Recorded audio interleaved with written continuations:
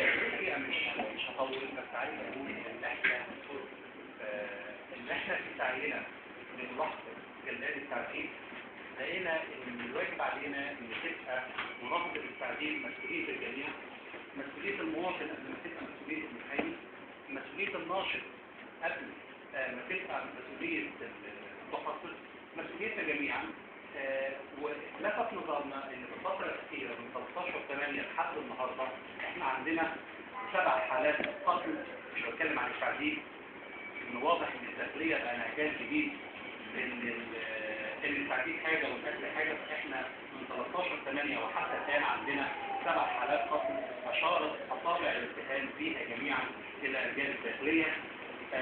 حالتين في المنصورة وحالة في الفيوم وحالة في العمرانية وحالة في الخصوص وما إلى ذلك، والحالات متشابهة. فالمواطن إما يكون غرقانا أو مضروبا أو وقع من فوق. الحالات كلها نفس الحالات بنفس النهج بنفس النمط. والمواطنين زي حالة الفيوم هي حالة نموذج للتعامل مع حالة المواطن الذي يتعرض للتعديل.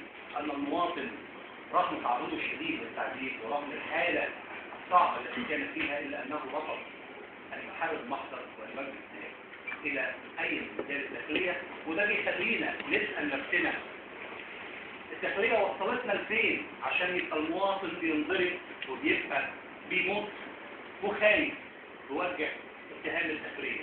لكن ما بنستغربش كتير، لأن قبل كده في اسكندرية مواطن اعترف انه قتل بنته عمدا مع قصد الاصرار والترصد، وقدم الاتهام بتهمة القتل العام مع ان بنته كانت صاحية. ولما سئل انت اعترفت ليه؟ قال لان عدم اعترافي كان معناه ان انا هموت في اللحظة دي، لكن اعترافي كان معناه ان انا ممكن اموت بس قدام شوية.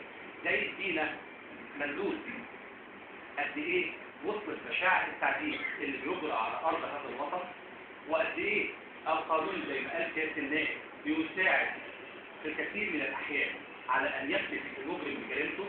القانون عندنا اعور واعمى وناقص فيما يتعلق بالتعديل بجرائم التعديل. يكفي ان نقول في لحظة صغيرة جدا ان القانون لا يعاقب على جريمة التعديل الا اذا كان التعديل واقعا على متهم بقصد اجباره على الاطراف.